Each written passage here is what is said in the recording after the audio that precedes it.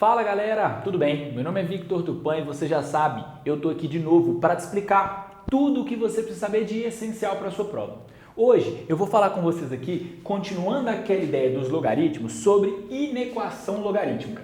É uma inequação que apresenta uma incógnita no logaritmando ou na base de um logaritmo. Quase que a mesma ideia lá da equação. Se tem ali um x dentro do logaritmo ou na base, a gente chama de inequação logarítmica. Tudo bem? O que você precisa saber aqui é basicamente aquela mesma ideia que a gente viu na exponencial. Lembra que a gente estudou exponencial? A ideia é bem parecida. Aqui o esquema é o seguinte. No caso em que o meu a é maior que 1, eu vou fazer o seguinte. Eu vou ter aqui um log de x na base a, ele vai ser maior que um log de y na base a, se somente se o x for maior que o y. Ou seja, você segue a normalidade, certo? Se o a for maior que 1, você segue a normalidade, tranquilo e resolve.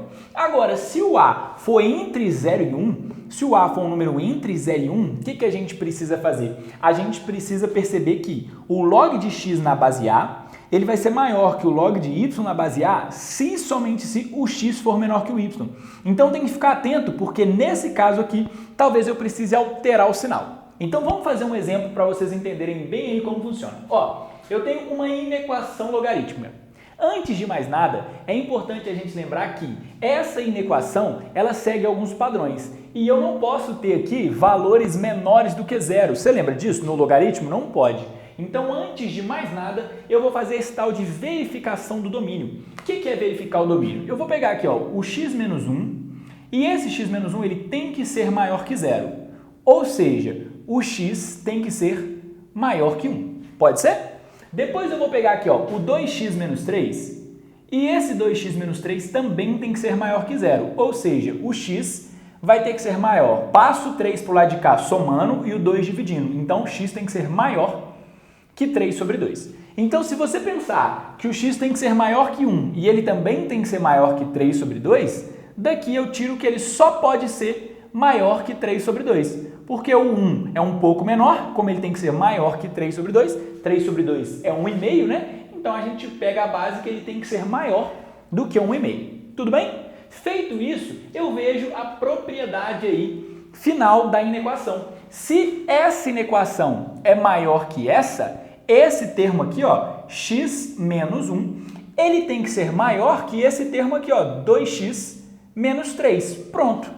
Qual é a diferença se eu tivesse nesse caso 2? Se eu tivesse nesse caso 2, eu tinha que inverter esse sinal. Eu trocava ele. Por quê? Porque aí a nossa relação muda, como a gente fez na exponencial. Então, nesse caso, a minha base aqui, a minha base, ela é maior que 1, tá tranquilo, é só eu manter. O que eu vou fazer? Eu vou passar esse x para o lado de lá, tranquilo. Vou passar esse menos 3 para o lado de cá, tranquilo. O que eu vou perceber? Eu vou perceber que aqui, menos 1 mais 3 é maior que 2x menos x. Ou seja, 2 é maior que x. Eu posso escrever isso aqui de uma outra forma, se vocês quiserem, que é só mudar, ou x é menor que 2, tá?